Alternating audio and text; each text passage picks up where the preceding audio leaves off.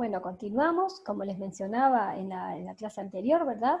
Que terminamos hablando de lo que eran las infecciones respiratorias y las clasificábamos en altas o bajas, dependiendo de qué sector, qué parte de nuestro sistema respiratorio estaba afectando, y teníamos justamente las que estaban, se clasificaban, se consideraban como altas, las que estaban asociadas a enfermedades a nivel de la nariz, en los nasales, faringolaringe, y las bajas que estábamos más involucrados, lo que eran los bronquios y los pulmones.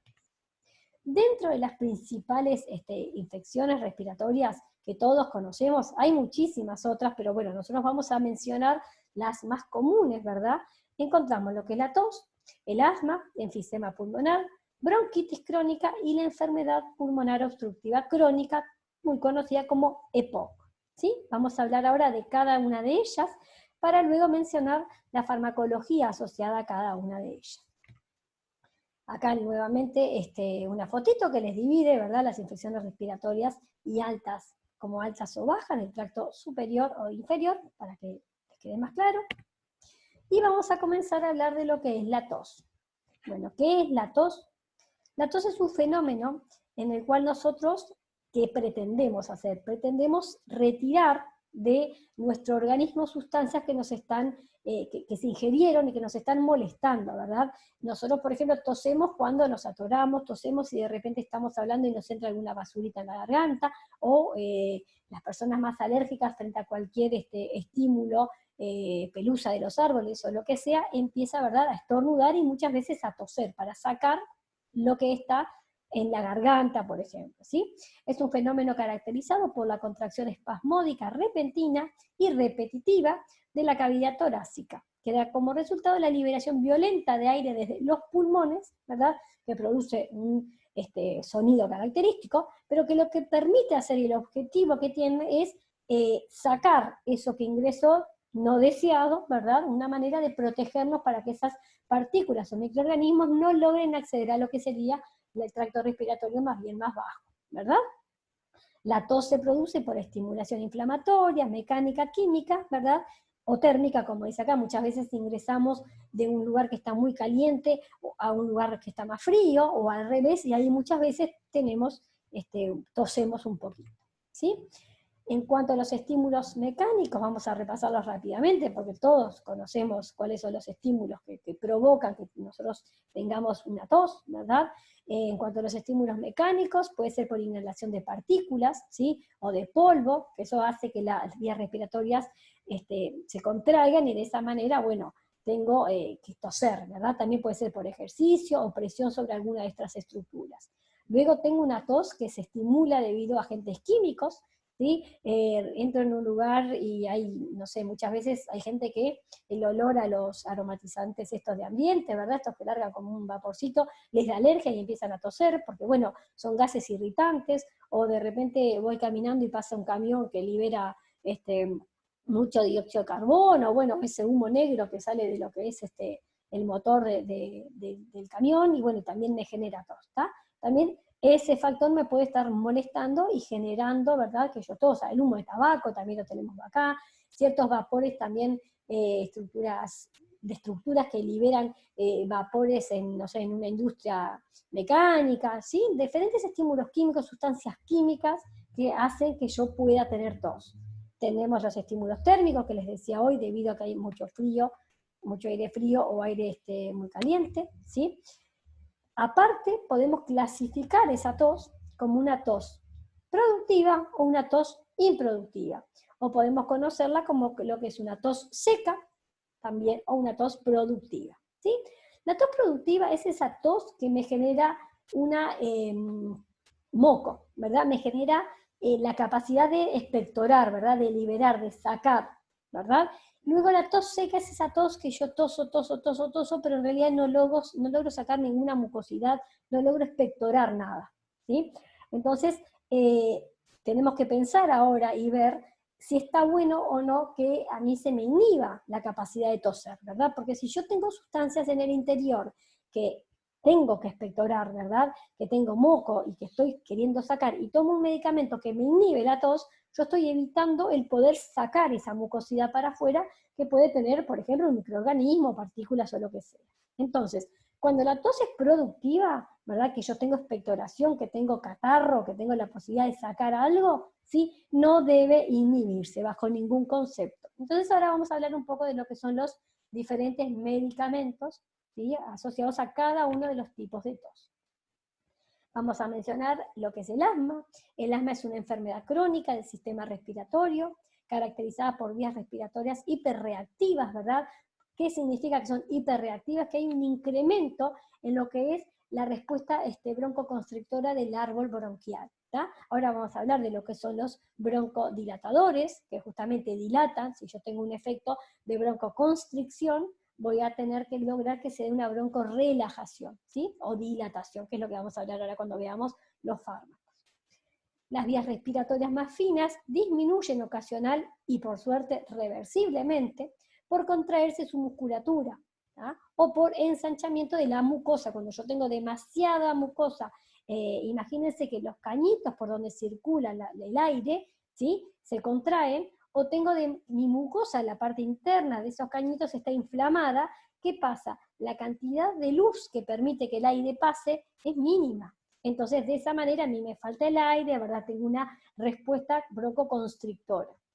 Imagínense la manguera, ¿verdad? O bueno, cuando vemos en una casa que se cambian los caños que transportan el agua. Cuando son caños viejos, cuando uno los mira, ¿verdad? Adentro están todos oxidados o están tapados o tienen cantidad de tierra, y la cantidad de luz que permite que el agua pase es nada, es una nadita. Cuando te cambian los caños, ¿verdad? En realidad el agua ya empieza a fluir de una manera muchísimo, con un caudal muchísimo mayor. Bueno, para entender un poco la similitud de lo que estamos hablando, las vías respiratorias se contraen de tal manera que la cantidad de luz que permite que pase el aire es tan chica que no es suficiente para satisfacer las necesidades de esa persona, ¿verdad? Entonces es necesario darle algún medicamento que haga que esas vías nuevamente se dilaten para que esa luz sea mayor y el aire pueda estar circulando de la manera adecuada, ¿sí? Como dicen acá, en realidad hay diferentes desencadenantes que hacen que esto pase. Pueden ser reacciones alérgicas, puede ser el ejercicio, pueden ser pacientes que, bueno, que ya tienen esta patología, ¿verdad? Y bueno, y puede que en cualquier momento se le desencadene con mayor o con menor repetición, ¿verdad? Capaz que en realidad hay gente que tiene una broncoconstricción debido a una alergia a algo, y bueno, y le da una vez cada tanto y trata de evitar el exponerse a ese agente alérgico. Pero bueno, hay otras personas que ya tienen esa patología, por ejemplo los asmáticos crónicos, y bueno, y tienen que aprender a vivir con ello, y bueno, y utilizar la medicación que está a su alcance para lograr pasarlo lo mejor posible, ¿verdad? En los niños los desencadenantes más frecuentes, ¿verdad? Son las que vienen asociadas a lo que es un resfriado común. A veces el nene empieza con un pequeño resfriado, termina con una otitis y finalmente termina con lo que es un broncoespasmo, ¿verdad? O alguna patología muy parecida. En general, cuando el niño o el paciente es un paciente asmático, estos síntomas van empeorando con el pasar de las horas y en realidad se puede llegar a dar lo que es una crisis asmática, ¿sí? Por lo general, las crisis respiratorias son de corta duración y en realidad yo le doy la medicación, los broncodilatadores, y el paciente puede seguir normal, pero puede estar varios días con esta crisis, por lo tanto el tratamiento no es que una vez lo toma y se terminó. Tiene que seguir administrándose los broncodilatadores por más tiempo. Bueno, acá hay una crisis grave, las vías respiratorias pueden cerrarse tanto que los órganos no reciben suficiente oxígeno y en realidad puede llegar a lo que es la muerte. Entonces hay que tener mucho cuidado, ¿sí? El asma también puede provocar esa respiración sibilante, ese ruidito que se siente que a uno le cuesta sacar el aire, ¿verdad? Falta de aire o presión en el pecho y una tos improductiva más que nada durante la noche o temprano de la mañana. Esa tos que toses bien seca, que te deja la garganta como una sensación bien rara. Bueno, acá menciona otra de las características de lo que es el asma: se intercalan periodos asintomáticos donde la mayoría de los pacientes se siente bien, o pueden tener síntomas muy leves, ¿verdad? Esa dificultad para respirar y demás, y le puede pasar, como dice acá, después de hacer ejercicio, por ejemplo, o durante periodos más largos del tiempo en los cuales el individuo no se afecta y se recupera de otra manera, ¿tá? Los síntomas del asma pueden variar desde algo leve hasta poner en peligro la vida del paciente. Normalmente los pacientes asmáticos en realidad están controlados, están medicados, de manera que pueden pasar muy bien, y bueno, ya saben que se reconocen, ¿verdad? Saben cuando están iniciando un broncoespasmo o una crisis asmática y ya saben la medicación que tienen que administrarse, ¿sí? En general los pacientes asmáticos siempre tienen los inhaladores con ellos, ¿no? ¿Verdad? Es como los diabéticos, siempre tratan de tener justamente la medicación que les va a sacar de esa crisis bien a mano.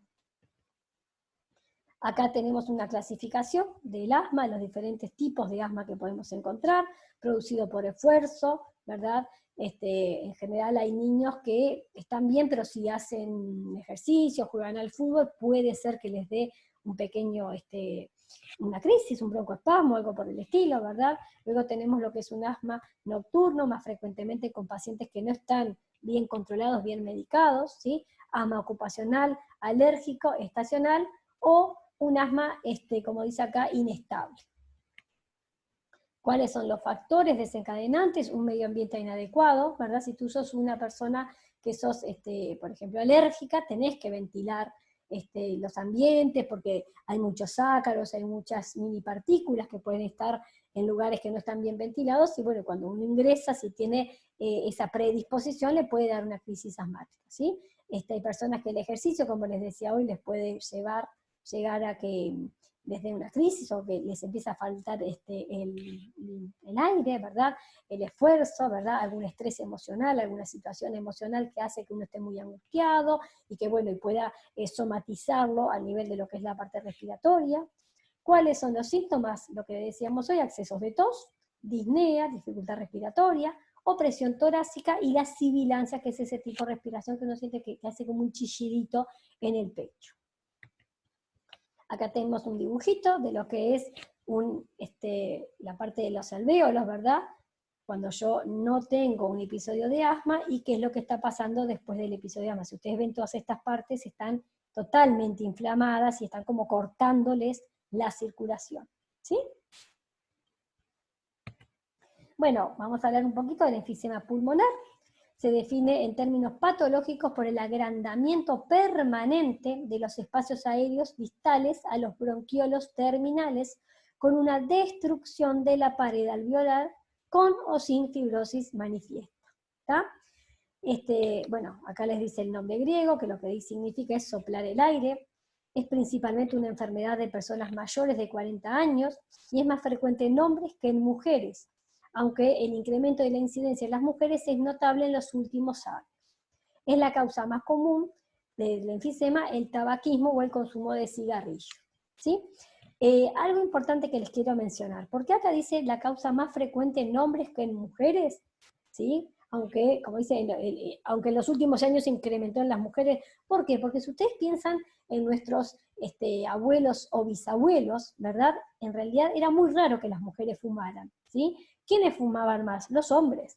El tabaco estaba muy asociado a lo que era el hombre, no tanto las mujeres. Entonces, bueno, esta patología, ¿quiénes la manifestaban más? Los hombres y no las mujeres, ¿tá? Con el paso de los años, que tuvimos un periodo en el cual se fumaba muchísimo, y muchas veces las mujeres fumaban más que los hombres, ¿verdad? Hasta que pasó esto de lo que es la ley de antitabaco, en realidad había un aumento, pero no les digo que a la par, pero muchas veces estaban las mujeres fumando inclusive hasta más que los hombres, ¿tá? Pero bueno, por eso se manifestaba más lo que era esta enfermedad en los hombres, ¿tá? Las mujeres, nuestras abuelas, bisabuelas, ¿a qué estaban expuestas? A lo que era el humo de las cocinas de antes que funcionaban con leña, ¿verdad? Ahí las mujeres estaban más expuestas, ¿por qué? Porque eran las que estaban cocinando, ¿verdad? En las casas de campo y demás, y bueno, y por eso eran en muchísimo menor medida, pero bueno, podían también manifestar esta enfermedad, ¿tá? En los pulmones hay un equilibrio entre lo que es la síntesis y la degradación de la elastina, ¿sí? Que es un componente que lo que hace, le permite esa capacidad elástica al pulmón, esa capacidad de relajarse para que entre el aire y de contraerse, ¿verdad? Para que salga el aire, ¿sí? Más allá de que los músculos pulmonares también lo ayudan, ¿tá?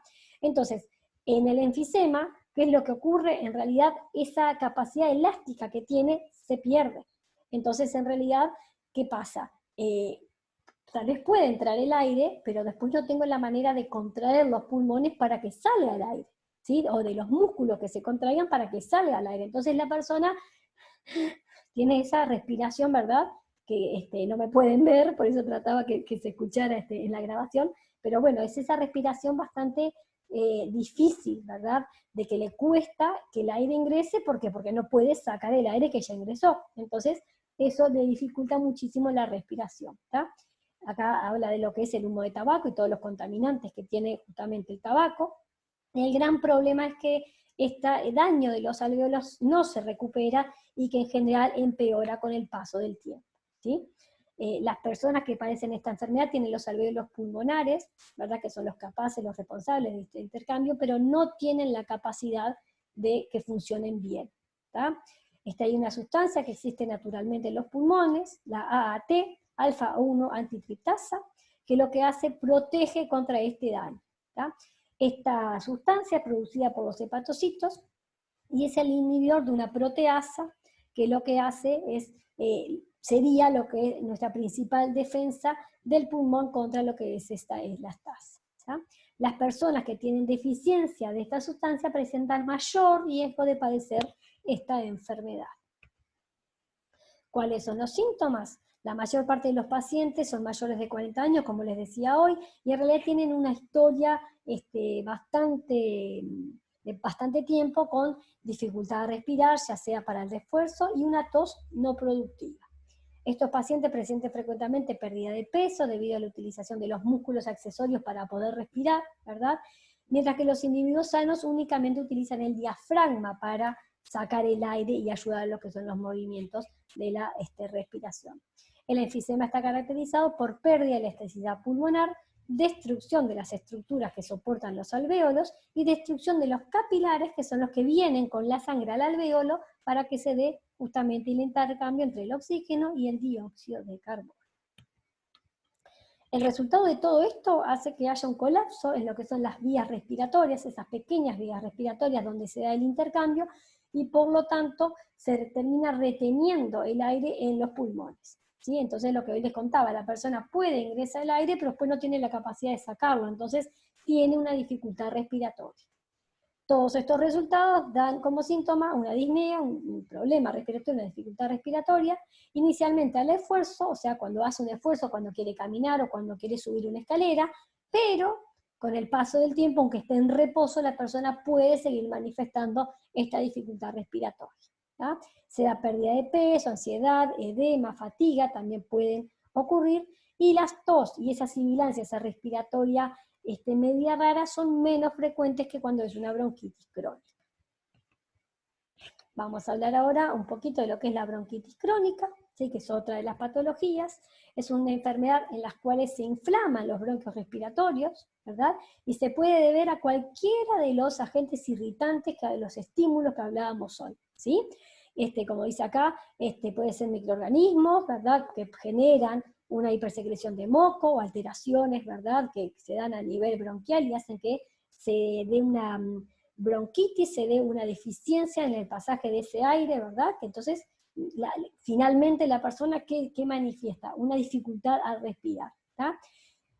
Clínicamente se observa presencia de tos que produce expectoración, acá sí tengo, ¿verdad?, moco, ¿tá? Durante al menos 3 meses al año y que se repite por al menos más de 2 años.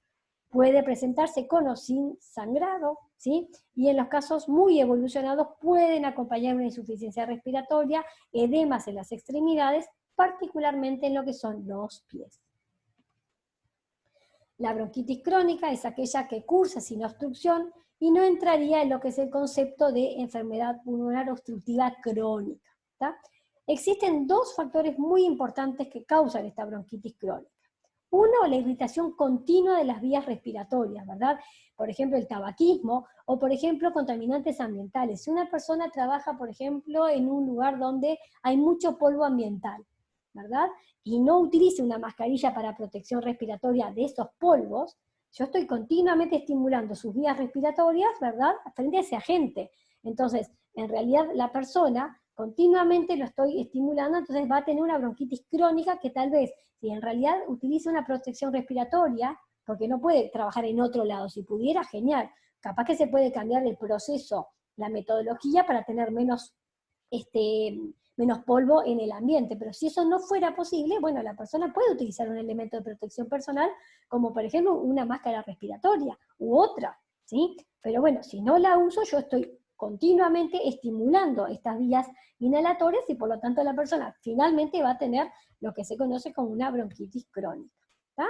Las infecciones microbianas también, si yo tengo una infección microbiana, puede darse una irritación crónica, ¿verdad? Un aumento es lo que es la secreción de mucosa para justamente generar lo que es mi defensa natural del organismo, ¿tá?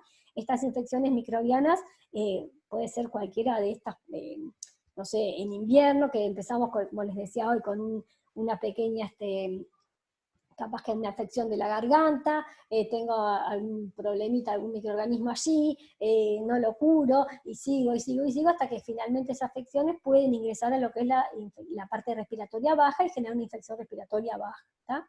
Los virus también hay que tenerlos en cuenta porque también constituyen, ¿sí?, un grupo muy importante más que nada en invierno, ¿sí? Muchas veces lo que pasa que al principio empieza como una infección respiratoria viral, pero luego como mis defensas bajan, las bacterias aprovechan y también colonizan y forman parte de lo que es una infección ahora respiratoria, también microbiana, ¿sí?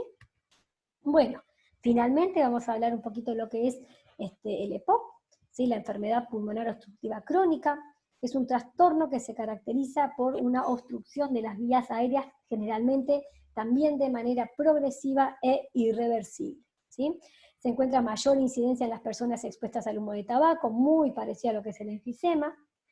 Produce como síntoma principal una disminución de la capacidad respiratoria que avanza lentamente con el paso de los años y ocasiona un deterioro considerable en la calidad de vida de las personas, pudiendo llegar a ocasionarles la muerte prematura. Entre un 20 y un 25% de los fumadores desarrollan esta enfermedad, pero se desconocen las causas de predisposición al desarrollo, aunque puede que sea un componente multifactorial que incluyan también lo que son los elementos ambientales, ¿verdad? Si yo trabajo en un lugar donde se generan muchos vapores tóxicos, bueno, puedo llegar a tener una enfermedad pulmonar obstructiva crónica.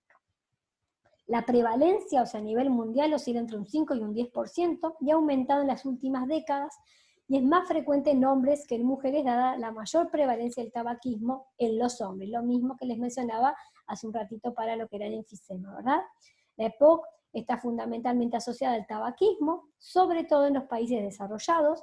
También en algunas sociedades muy deprimidas también hay muchos casos de EPOC, pero debido a que hay muchas fábricas y que liberan humos tóxicos al ambiente, y bueno, y esas personas viven en esa zona y la respiran a diario, ¿verdad? En vez de respirar un aire limpio, medianamente puro, están respirando todos esos vapores tóxicos durante todo el transcurso de su vida, ¿sí? En general, si viven ahí, sus hijos viven ahí, ellos viven la mayor parte de los años en esa zona, y bueno, y a largo plazo van a manifestar o pueden llegar a manifestar esta enfermedad.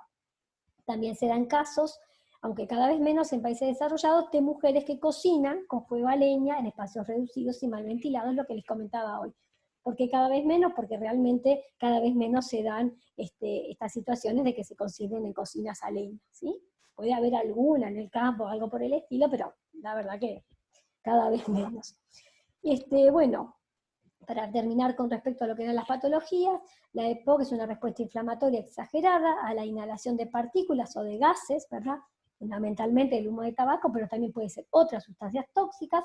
Más allá de una respuesta inflamatoria normal de protección, es un evento característico que provoca lesiones pulmonares en los fumadores susceptibles, ¿verdad?